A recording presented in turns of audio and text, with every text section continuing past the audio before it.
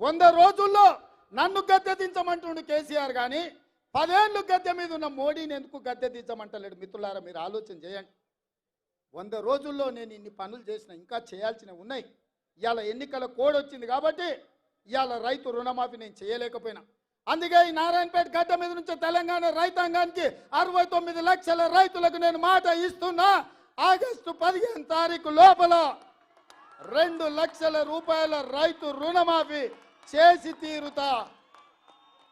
ఎట్లయితే మక్తల్ నారాయణపేట కొడంగల్ ఎత్తిపోతల పథకం పూర్తి చేసినో, ఎట్లయితే ఆర్టీసీ ఉచిత ప్రయాణం ఇచ్చినో, ఎట్లయితే 500 రూపాయలకు సిలిండర్ ఇచ్చినో, అట్లనే 15 ఆగస్టు లోపల 2 లక్షల రూపాయల రైతు రుణమాఫీ చేస్తా. ఏకకాలంలో మొత్తంలో మీకు రుణమాఫీ చేసే బాధ్యత నాది. మీ బిడ్డను నేను.